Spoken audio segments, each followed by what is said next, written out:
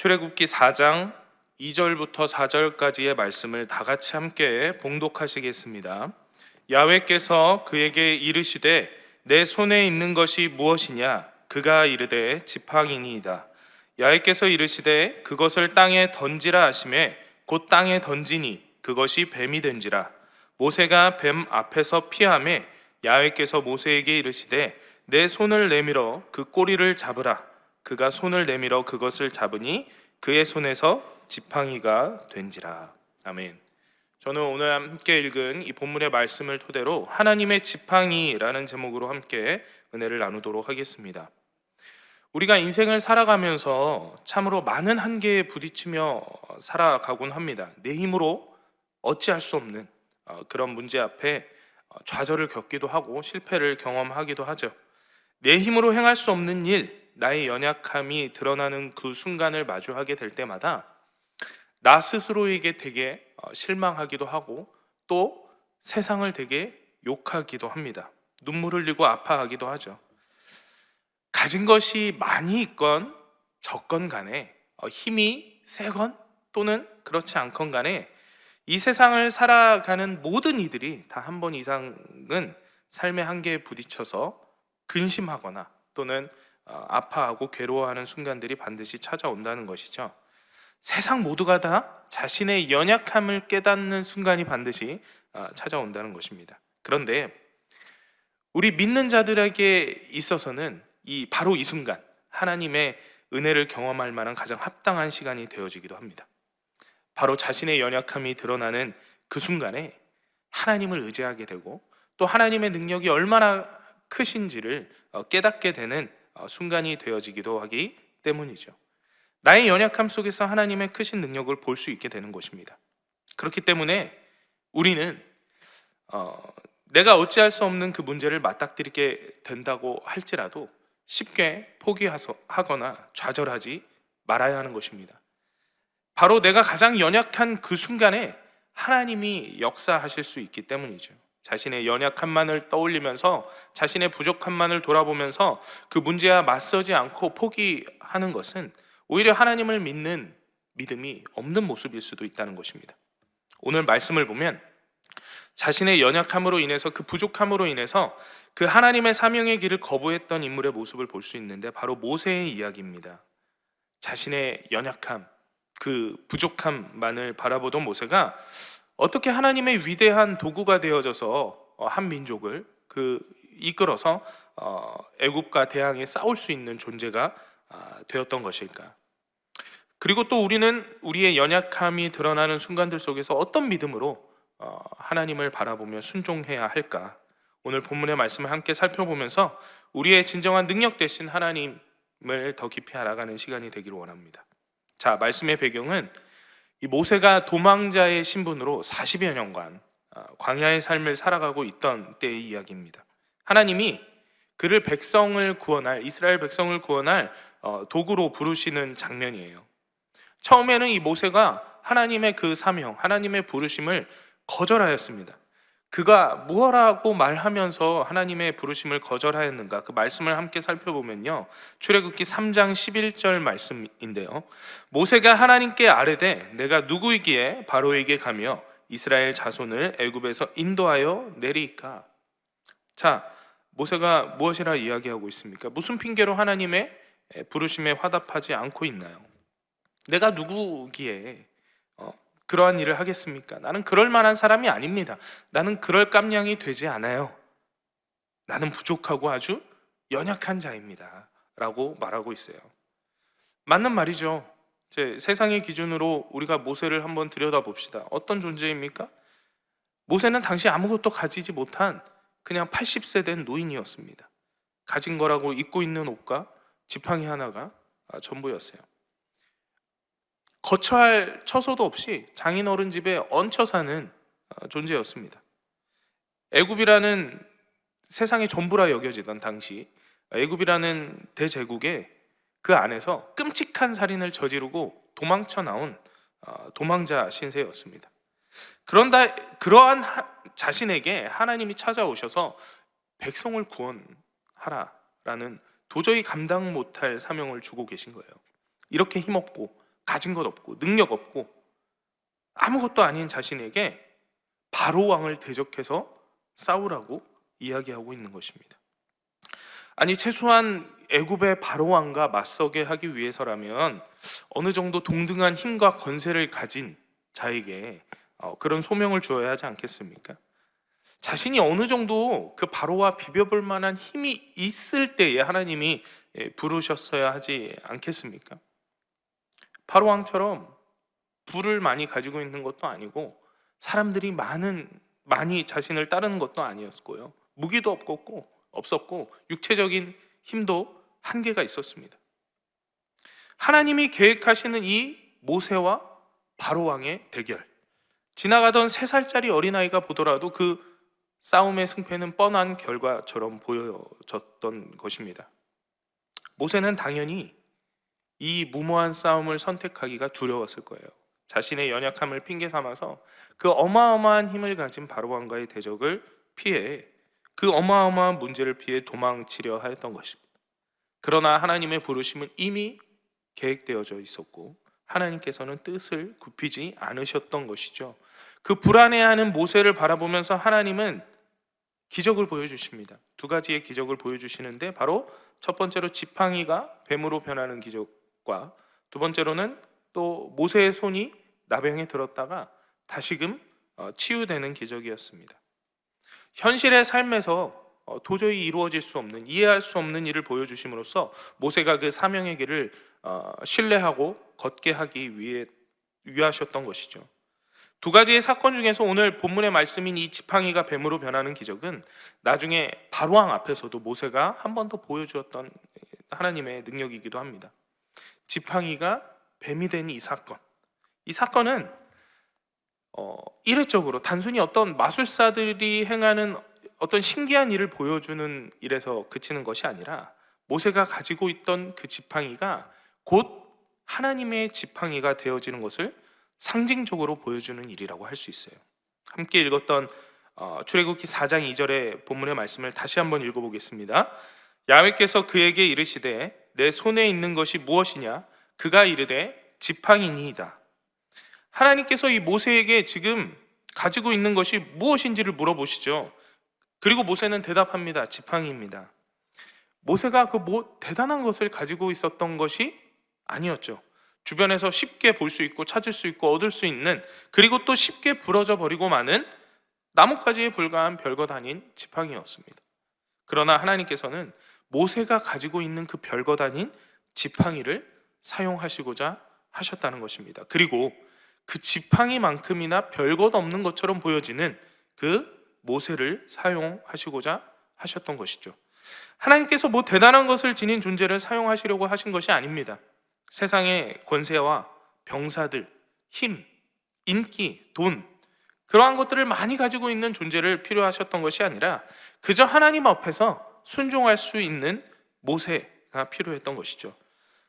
하나님께서는 아무것도 가진 것 없는 존재라 할지라도 하나님께서 쓰시고자 하신다면 그 별볼이 없는 지팡이도 충분히 능력의 도구로 사용하실 수 있는 것입니다. 다시 말해 모세가 가지고 있는 것, 내세울 것 하나 없는 그 지팡이를 통해 하나님께서 위대한 일을 이루어 가실 것이라는 것을 보여주고 있는 장면이라는 것입니다. 모세의 지팡이는 곧 모세 자신을 의미하는 것이었어요.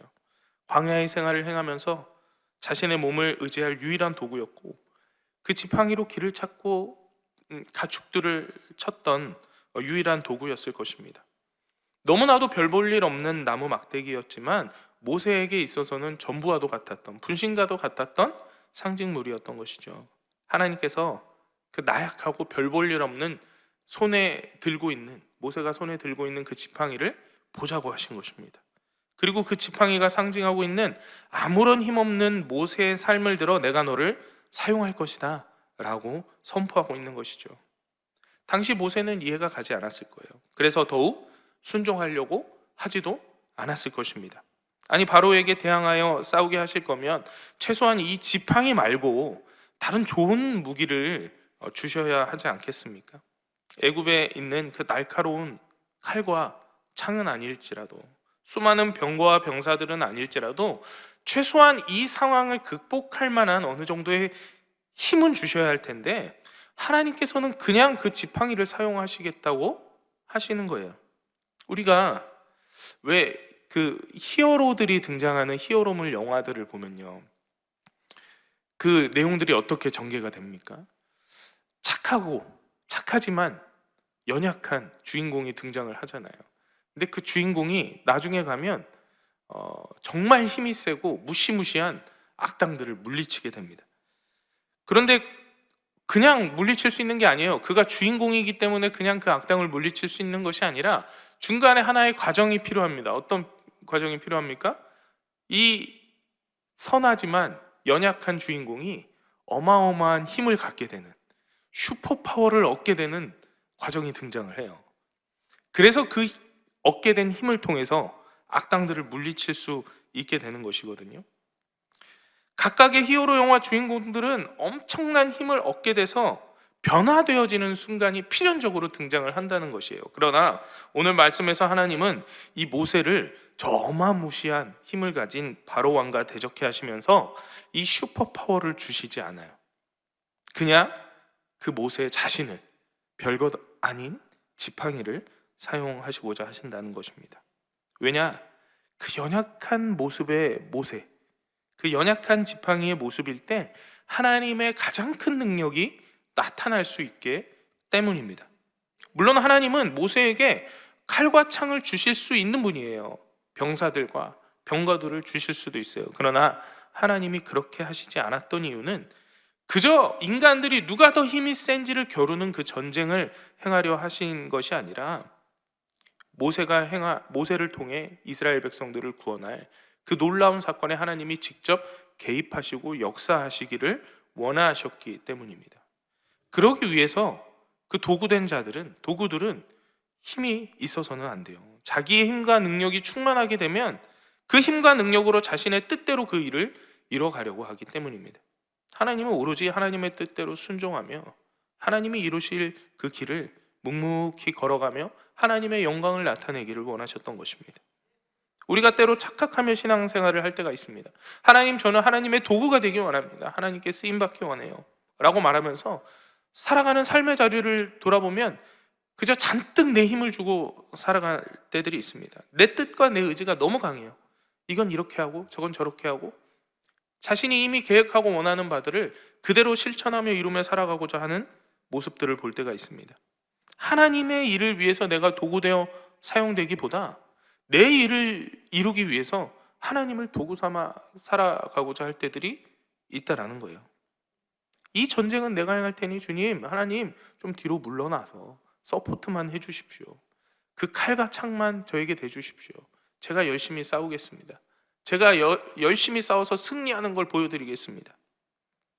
우리는 진정 하나님이 원하시는 것이 무엇인지 귀 기울일 줄 알아야 합니다. 하나님이 나를 부르셔서 나를 도구 삼으셔서 내가 속한 곳, 내가 살아가는 삶의 자리에 왜 세우셨는지, 하나님이 무엇을 원하고 계신지, 그러면 나는 어떻게 그 말씀 앞에 순종하며 살아가야 하는지를 고민하고 결단해야 하는 것입니다. 사랑하는 여러분, 하나님은 우리를 쓰시고자 하시는 분이십니다. 그런데 연약한 우리들을 쓰시고자 하십니다. 세상의 칼과 창, 돈과 명예를 잔뜩 가지고 있어야지만이 하나님께 쓰임받을 수 있는 것이 아닙니다. 하나님께서 쓰시고자 하신다면 세상에서 가장 보잘것없는 지천에 깔려있는 그 나뭇가지 지팡이로 가지고서도 가장 힘센 것들을 물리치실 수 있는 분이시라는 것입니다. 우리가 주님의 능력을 참으로 믿는다는 것은 그분이 모든 것을 행하실 수 있는 분이심을 고백하며 내 삶 가운데 그 모든 것을 이루실 주님이 나의 삶에 함께 하시며 나를 도우시는 것을 믿고 의지하며 살아가는 것입니다. 이것이 어떠한 성경 속에 등장하는 하나의 사건, 정말 대단한 믿음의 대가들만이 경험하는 특별한 일들이라고 생각지 마시고 내 삶 속에서 그 능력의 손길이 임할 것을 소망하며 기대하며 살아가시기를 간절히 축원드립니다. 다시 말씀으로 돌아가서 하나님께서 이 모세가 지닌 지팡이로 무엇을 보여주시는가 하면 바로 지팡이를 뱀으로 변화시키십니다. 출애굽기 4장 3절과 4절 말씀 다시 한번 보겠습니다. 야훼께서 이르시되 그것을 땅에 던지라 하시매 곧 땅에 던지니 그것이 뱀이 된지라. 모세가 뱀 앞에서 피하매 야훼께서 모세에게 이르시되 내 손을 내밀어 그 꼬리를 잡으라. 그가 손을 내밀어 그것을 잡으니 그의 손에서 지팡이가 된지라. 한낱 나뭇가지가 스스로 움직이는 생물로 변화되었다는 것은 믿을 수 없는 기적이죠. 모세가 그간 살아오며 경험했던 배웠던 그가 가진 모든 지식으로는 이해할 수 없는 일이었어요. 하나님께서 그러한 이해할 수 없는 일을 보여주시면서 하나님의 능력을 나타내신 것입니다. 자, 말씀을 보니 모세가 이 뱀을 보고 피하고 두려워했다라고 기록되어 있죠. 물론 뱀을 두려워하지 않을 사람은 없지만 이 광야에서 오랜 시간을 살았던 모세에게 있어서 이 뱀은 그저 한 끼 식사거리처럼 보여졌을 수도 있어요. 그죠? 막연한 두려움의 대상은 아니었다는 거예요. 그러나 모세가 그 뱀을 반사적으로 피하고 두려워했던 것은 이 연약한 뱀일지라도 혹시라도 가졌을지 모르는 그 독을 의식하고 있었기 때문입니다. 독사에게 물리면 어떻게 되는지를 잘 알고 있었던 것이죠. 그런데 한 가지 재미있는 사건이 벌어지게 됩니다. 독사의 이 독을 피해서 몸을 피하고 있는 이 모세에게 하나님이 무엇이라고 명하고 계십니까? 4절 말씀을 보면 4절 말씀 다시 한번 띄워주시겠어요? 무엇이라고 기록되어져 있습니까? 안 나오네요. 네, 제가 다시 한번 읽어드리겠습니다. 야훼께서 모세에게 이르시되 내 손을 내밀어 그 꼬리를 잡으라. 그가 손을 내밀어 그것을 잡으니 그의 손에서 지팡이가 된지라. 네, 뱀의 꼬리를 잡으라고 말씀하고 계세요. 원래 뱀을 잡으려면 어디를 잡아야 됩니까? 뱀을 한 번도 잡아보지 못한 저 역시도 머리를 잡아야 한다는 것을 잘 압니다. 머리를 잡고 컨트롤할 수 있어야지 이 뱀을 제압할 수가 있거든요. 만약 다른 곳을 잡거나 꼬리를 잡게 되면 이 뱀이 머리를 돌려서 저의 몸을 상하게 할 것을 본능적으로 우리는 잘 알고 있습니다. 뱀을 수없이 마주쳐 보았을 이 모세 역시나 당연히 뱀의 머리를 잡아야 한다는 사실쯤은 잘 알고 있었을 거예요. 그러한 모세에게 하나님께서 뱀의 꼬리를 잡으라 명하셨고 또 모세는 순종하면서 그 뱀의 꼬리를 잡았습니다.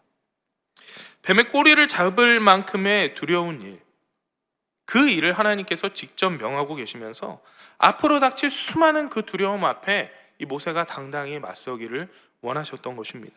모세가 처음 하나님의 부르심 앞에 순종하며 나아가지 못했던 이유가 무엇이었습니까? 자신이 가진 지팡이처럼 별 볼 일 없는 자신의 연약함을 보고서, 그리고 자신이 상대해야 할 저 능력 많은, 가진 것 많은, 힘이 센 바로왕을 바라보면서 너무나도 두려웠기 때문이에요. 자신이 가진 능력과 힘은 도저히 저 거대한 문제를 이겨낼 수 없는데 그 문제를 피하고만 싶은데 맞서야 하기 때문에 두려웠던 것이죠. 그래서 하나님 말씀을 불순종했던 것입니다. 예전에 젊은 혈기에 애굽의 왕자의 신분일 때 호기롭게 바로왕의 법을 어기고 애굽 병사를 하나 때려 죽인 적이 있지만 지금은 그럴 수가 없었습니다. 그렇게 바로의 영향력을 벗어나서 도망쳐서 살아간 지 40여 년이나 지났어요. 이제는 이 광야의 삶이 익숙해졌단 말이에요. 바로왕을 피해서 도망쳐 살아가는 나의 삶이 너무나도 당연해졌어요. 그런데 하나님이 굳이 다시 바로왕 앞에 자신을 내세우려 하고 계신 거예요. 얼마나 두려웠겠습니까? 바로왕 앞에 다시 서야 하는 것이 이 모세에게는 너무나도 큰 두려움이었을 것입니다. 누구보다 바로왕의 힘을 잘 알고 있던 자였기 때문이죠. 왜 개구리가 뱀을 갑자기 마주치게 되면 몸이 경직돼서 도망치지도 못하고 잡아먹힌다는 이야기가 있지 않습니까? 아마도 뱀의 무서움을 본능적으로 느낀 개구리가 두려워서 그 정신적인 데미지를 입게 되고 그로 인해서 육신이 마비되었기 때문에 도망칠 수 없었을 것입니다. 왜 옛말에도 하루 강아지가 범 무서운 줄 모른다는 이야기가 있지 않습니까? 사실 무모한 싸움을 행한다 할지라도 두려움이 없으면 그냥 거칠 것 없이 달려들게 됩니다. 태어난 지 얼마 안 되어서 세상에 경험이 없는 이 강아지가 호랑이가 어떤 존재인지를 모르는 거예요. 그 두려움을 모르는 거예요. 그래서 이 호랑이에게 호기 있게 짖고 덤비기도 하는 것이죠. 하나님께서는 모세가 그 두려움을 극복하기를 원하셨던 것입니다. 하나님이 준비하신 이 어마어마한 전쟁을, 그 어마어마한 상대를 이기기 위해서 예전에 그 트라우마, 예전에 그 두려움을 극복하기를 원하셨던 것이죠. 뱀이 자신을 물어 자신의 육신이 상할 수 있는 일, 또 자신이 죽을 수도 있는 일을 명하시면서 그 일을 극복해 나가기를 원하셨던 것입니다. 모세가 하나님 말씀대로 그 뱀의 꼬리를 붙잡게 되자 어떤 일이 벌어졌습니까? 만화처럼 그 뱀이 다시금 지팡이로 바뀌었어요. 모세가 이 순간에 무엇을 느꼈겠습니까? 어떤 생각을 하게 되었을까요?